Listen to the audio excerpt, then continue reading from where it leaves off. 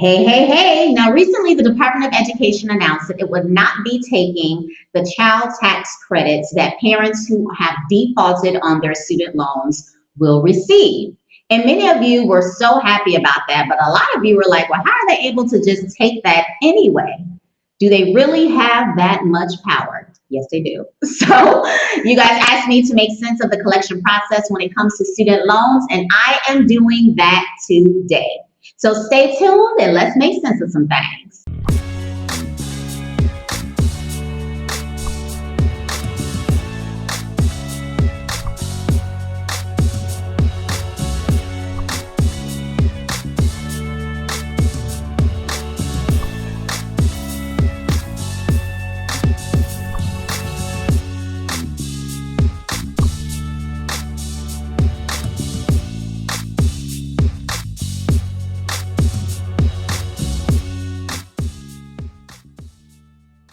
Hey, hey, hey, welcome to Credit Makes Sense with me, Nativa the Frugal Creditista, where we talk about money, credit, and everything in between. Super excited to be here with you guys today as we make sense of the collection process when it comes to student loans. I got a lot of your questions on that. If you are a returning Prosperity partner, welcome back. If you're brand new to the channel, definitely hit that subscribe button and join our Prosperity Partners community if you like what I'm laying down. So let's get to it. Many of you were really shocked that the government was taking the child tax credit in the past, and they absolutely were. So parents who were eligible for the 2021 child tax credits have already been receiving monthly payments between July and December. And those payments were protected based on the American Rescue Plan. So they were already protected from being seized. They didn't have to worry about those. So the half of those payments were fine. It's the other half that these parents were eligible for that was the concern. The ones that they have not received were in jeopardy of being seized if those parents had defaulted on their student loans. And a lot of you guys are like, huh? But yes, that has always happened, and that's why the concern was so big, and that's why the announcement was so well received. So the collection process for student loans happens as soon as you miss a payment. So it's not like you have to wait some months down. I know it takes about 90 days for the late payment to appear in your credit reports, but literally as soon as you miss a payment, the collection process begins. It starts off real easy breezy. You may get some emails, may get a letter in the mail, may even get some phone calls about that missed payments. But things start to get real and more aggressive the longer your payment remains past due. Now, once that loan or that debt or your balance remains past due for 270 days, then it goes into default. And default is when things get real, because once your student loans enter into default, then something called an acceleration process happens. That's when all of your loan becomes past due, not just the amounts that you were past due before, those monthly fees, but the entire thing, all of the principal, plus the interest rates. So you're no longer past due on your monthly payments. You are now responsible for paying everything back. And again, this is called the acceleration process. So once your loan is accelerated or in default, that means that you're no longer eligible for placing your loans into deferment or forbearance hardship program or anything like that. That's what you had access for when it became 0 to 269 days past due. Once 270 hit, that was pretty much a wrap. That's also typically when your student loans are placed with a collection account or a collection agency. Once that happens, not only are you responsible for all of the loan, the principal and the interest, but you're also responsible for any fees or costs that were incurred from the collection agency in their attempts to collect on the debt as well. And this is major because I know if the loans are held or owned by the Department of Education, then that can be almost 18%. It's like literally just shy of 18% in cost. And I know you're probably wondering, how do I know if it's owned? You'll know this by going into mystudentaid.gov or studentaid.gov. If you log into your account, you'll be able to see who your loans are held by. Some are held by the Department of Education. Those are called direct loans. And then you have like FFELP loans, and those are held by guaranteed agencies or like Navient or some of those other servicers. Are usually in control over those. So you'd have to check to see which one your loans are held by. And if you are already in collection, then you would look up who your collection agency is by going to the default resolution group, default resolution group. I'll leave the link below just in case I got the name wrong.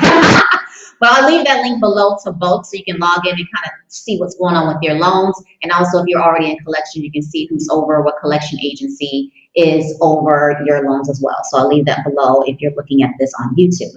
Now, the government does have some serious collection power when it comes to student loans, or really any federal debt, but specifically student loans. They can still seize, I was going to say steal, but they can seize your tax credit. They can seize tax refunds. They can prevent you from getting any new student loans. They can garnish wages without having to go through the regular court procedures that another creditor would have. They can just go in and start seizing. They can take a portion of your Social Security benefits. They charge very large collection fees. Unlike any other creditor or collection where there's a statute of limitations in place, there is no statute of limitations for federal student loans. This is why so many of us in the financial literacy space advocate that before it gets to default, try to take every opportunity to try to get it resolved before then. But if you are in default already, you can establish a voluntary repayment. And usually before they even get to seizing stuff, they'll offer this anyway. They'll say, would you like to get on the voluntary repayment plan? They will reach out via phone calls, emails, messages, trying to get you on a voluntary repayment plan, which can be as little as $5 a month. You make 9 monthly on-time payments. So even if it's set up for 10, you make those 9 monthly payments, and then you're out of default. Again, it can be as little as $5 a month. You're out of default and now eligible for some more favorable repayment terms and hopefully more affordable repayment terms.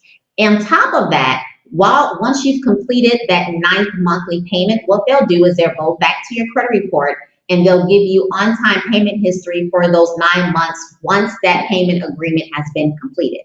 So until it's completed, everything's still negative. You're still past due. Once it's completed, they'll go back and update your payment history for those 9 months. Anything that happened, any past due stuff that happened before the 9 months is still factual. They're not touching that.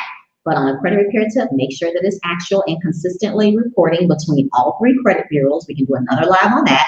But the thing is that they're going to update that payment history for you. So you then have a negative defaulted loan brought into a up-to-date, now paid on time for the last 9 months status. So that's one way that you can get out of default. You can also consolidate, and you can attempt to settle, or you can refinance. So those are your ways to get out of default. But most people find that either consolidating or doing that $5, somewhere around it, sometimes it's a little higher, voluntary, it has to be voluntary repayment plan is the most, I guess, favorable or the easiest thing to do. And actually it's pretty sweet, especially for those of us who qualify for the $5 a month thing.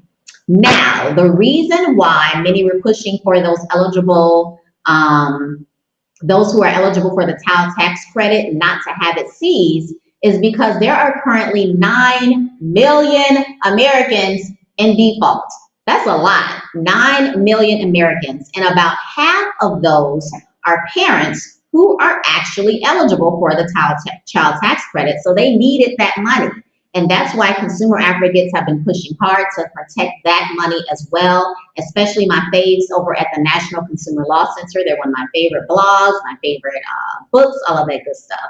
And so this ruling, I believe, is good until November, I think, of this year, if I'm not mistaken, but it's good through November. And they have been even pushing more so to have this as a permanent thing. Now, again, before the government starts taking anything, they'll usually give you a letter to address and mail it to any address that you have on file. So it's not like you just wake up and the money's going to be gone, the tax credit refund is going to be gone. They notify you. They notify you ahead of time. Make sure your address is up to date over at the Department of Education and whoever is servicing your loan. They give you an additional 65 days to take care of this default to prevent this offset. That's what it's called, an offset. That's when they start taking stuff, okay? They give you 65 days to resolve the default status before this begins, and you can even appeal the offset. So many of my prosperity partners out there have appealed their tax refund, their wages from being garnished, and have won. So you can also have 65 days to go through that appeal process. Once they get that application for appeal, it usually takes them 60 days to make a decision. So you kind of like pause things for them to make that decision between that 60 days, and then you'll get a decision. You do have a right to request a review of your account to prevent the offset from occurring. So you can ask for a review, you can do an appeal, and then again, if you're successful, then you get to keep your funds. Ultimately, you don't want to keep doing appeals year after year after year.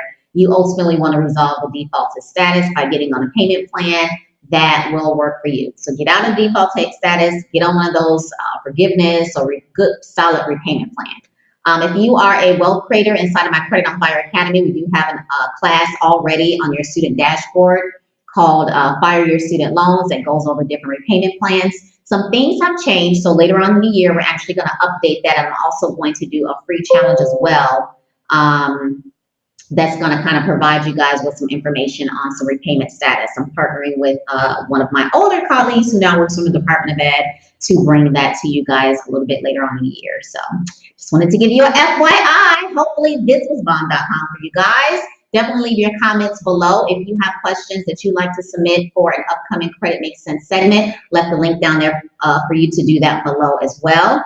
And I believe I also left the links to the info that I described inside of this video as well. So look forward to your comments, again, your upcoming questions, and I will see you in the next segment of Credit Makes Sense. See you then. Bye.